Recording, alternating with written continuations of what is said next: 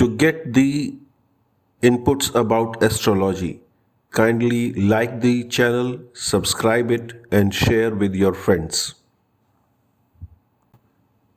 To get the inputs about astrology, kindly like the channel, subscribe it, and share with your friends.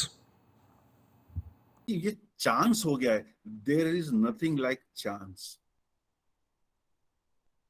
मैं बताता हूं आपको एक जल्दी से अब एक एग्जांपल देते मैं आगे क्लास शुरू करता हूं. पिछले 1.5 वर्ष मतलब हमारे यहाँ कुरुक्षेत्र की मेन सड़क जो पीपली से और यूनिवर्सिटी तक वो अबाउट 6-7 किलोमीटर का स्ट्रेच है. वो 3-4 साल से बन रही है. 3-4 साल 7 किलोमीटर की सड़क नहीं बन पा रही थी. आधी बनती रुक जाती, कॉन्ट्रैक्टर बीच में छोड़ के चला जाता.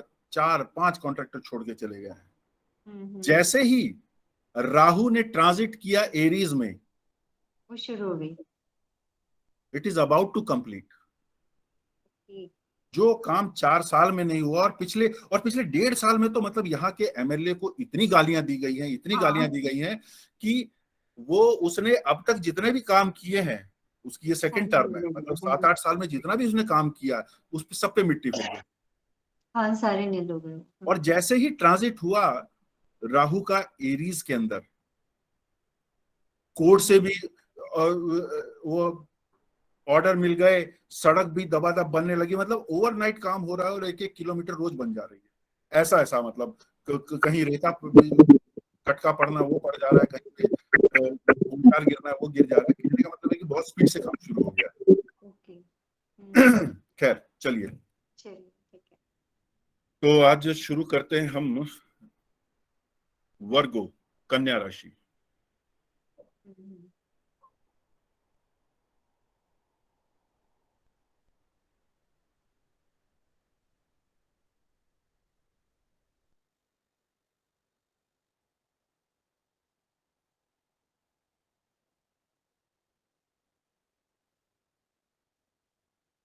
स्क्रीन दिख रही है आप सबको? जी सर. तो ये लीजिए, आप सभी का स्वागत है आज के इस संस्करण में. दीपक तो जला ही लिया होगा. शुभम करोति कल्याणम आरोग्यम धन संपदाम शत्रु बुद्धि विनाशाय दीपक ज्योतिर्नमोस्तुते. हम समस्त देवी देवताओं, ऋषियों, विद्वज्जनों को नमस्कार करते हुए उनसे आशीर्वाद मांगते हैं कि जो ज्योतिष नाम की विद्या वो लेकर आए हैं इस भूमि पर, उसका जो समझने का प्रयास हम कर रहे हैं उसमें हम सफल हों, उसके लिए वो आशीर्वाद दें और हमें इतनी समझ, इतनी सद्बुद्धि दें कि हम उसका सदुपयोग जन कल्याण के लिए, विश्व कल्याण के लिए कर सकें.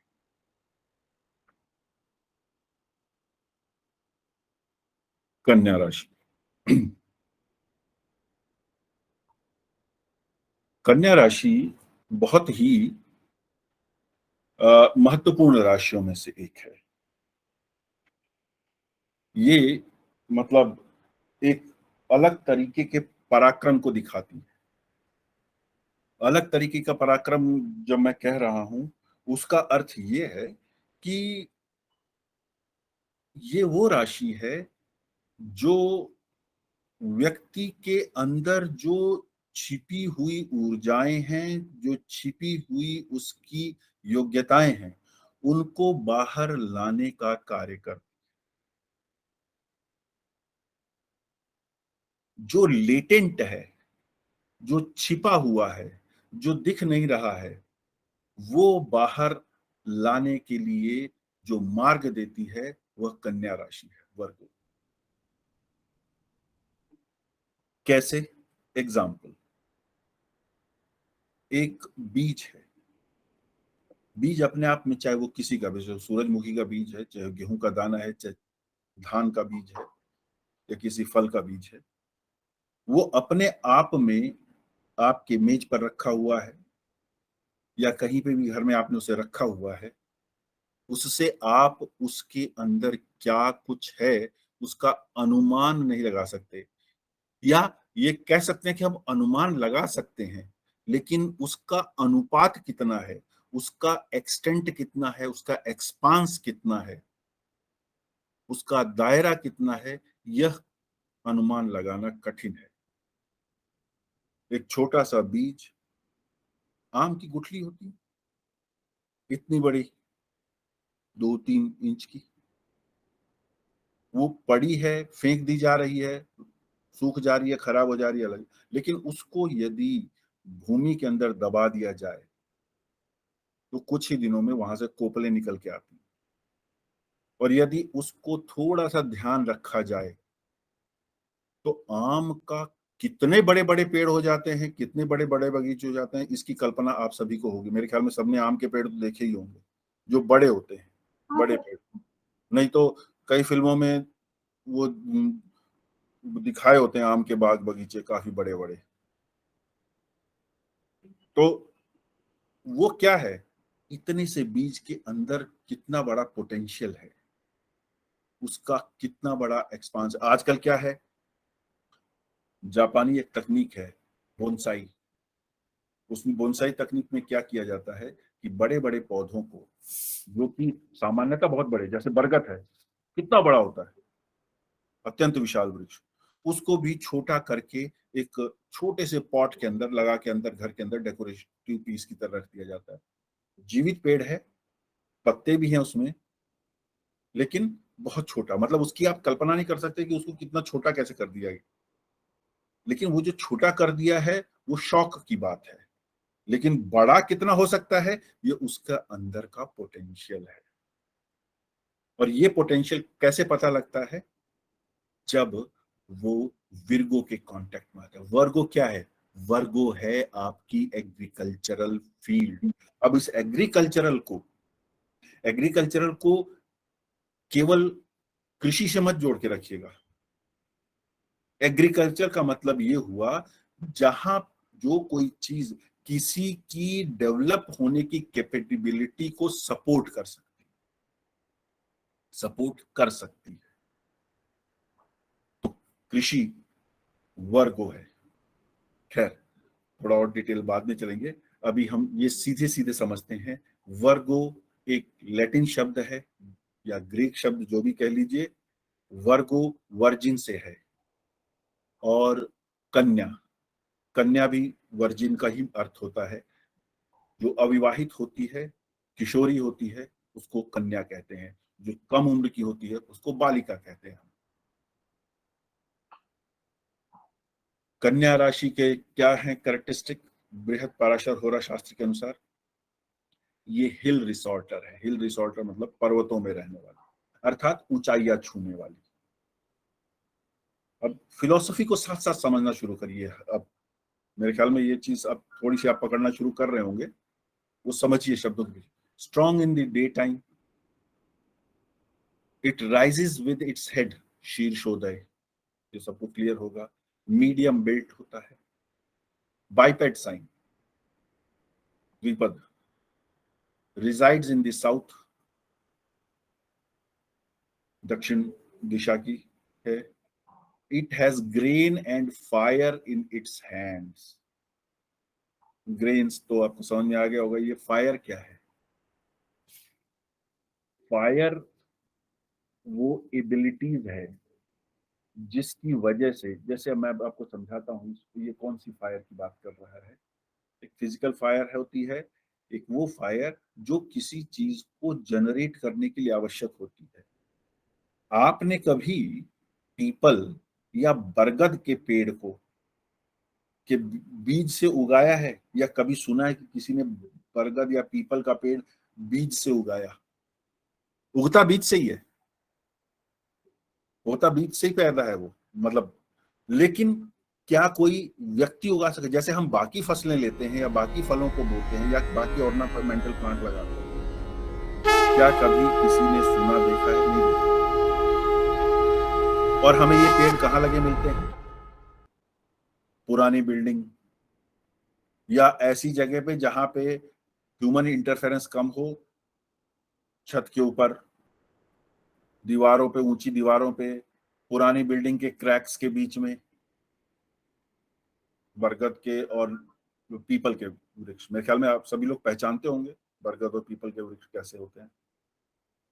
हाँ जी। ये कभी भी आदमी अपने हिसाब से नहीं उगा सकता इनको। ये कहाँ पे कैसे होते हैं propagate?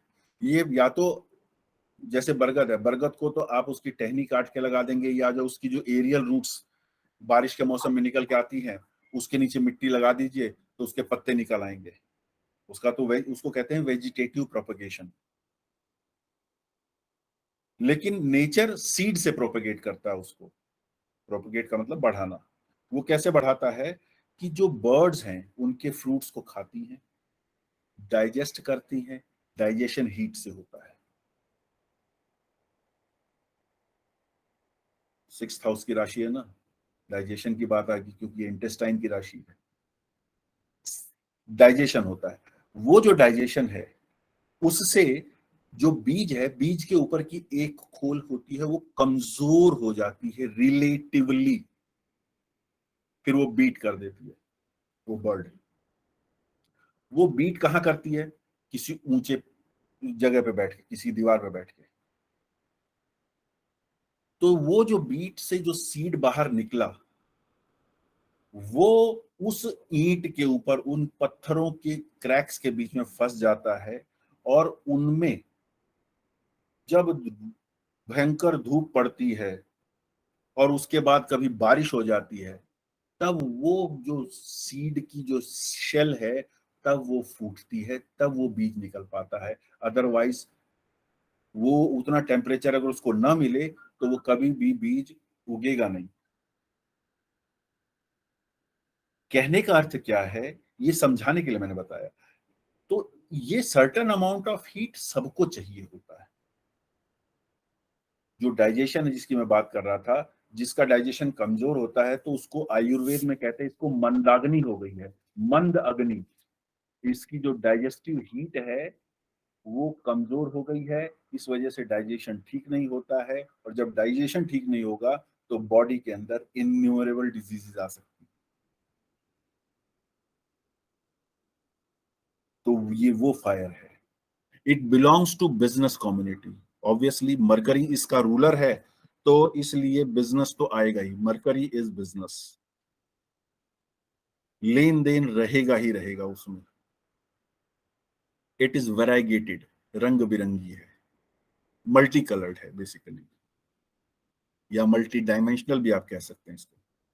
It relates to hurricanes. Hurricanes मालूम है? चक्रवातों, वो जो क्या बोलते हैं, वो हवा के जो आते हैं बड़े बड़े तूफान, साइक्लोन से मिलते जुलते, मिलते जुलते। इट्स अ वर्जिन, कन्या है, विवाह नहीं हुआ है, छोटी बालिका नहीं है ये। इट इज तामसिक इन डिस्पोजिशन। ये तामसिक गुण की है, सात्विक, राजसिक, तामसिक। तामसिक नेगेटिव गुण माना जाता है, और इसका रूलर मरकरी है। अब आइए इसके सिंबोलिज्म। इसका ये जो ग्लिफ है, इसको ग्लिफ बोलते हैं, GLYPH। इसको ग्लिफ नहीं बोलते, मतलब इस तरह की जो जितने भी सिंबल्स हैं उनको ग्लिफ्स बोलते हैं, या ग्लाइफ्स, जैसा भी आप समझें। मैं ग्लिफ बोलता हूँ। स्पेलिंग क्या है सर? GLYPH। तो इसका ये जो ग्लाइफ है या ग्लिफ है वो किस तरह का है? एक विचार ये कहता है ये एम है, लगता भी है एम, है ना? M means maiden. मेडन कुंवारी महिला को कहा गया है। एम मीन्स मेडन, और वर्गो वही है जिसकी शादी नहीं हुई है, तो ये मेडन को सिंबलाइज करने को एम कहा गया है। और ये जो साथ में एक ये जो कर्व क्रॉस कर रहा है लास्ट लेग को एम की, ये क्या है? ये उसका इनहिबिशन है, मेडन का। ये एक फिलॉसफी है। थोड़ा जो डीप मीनिंग है उसके अंदर क्या है कि यहाँ पे 3 अलग अलग स्ट्रक्चर्स हैं। पहले 3 ये सीधी रेखाएं हैं। ये जो 3 सीधी रेखाएं हैं, निरंतर ज्योतिष संबंधी जानकारी पाने के लिए इस चैनल को लाइक करें, सब्सक्राइब करें और शेयर भी करें। निरंतर ज्योतिष संबंधी जानकारी पाने के लिए इस चैनल को लाइक करें, सब्सक्राइब करें और शेयर भी करें।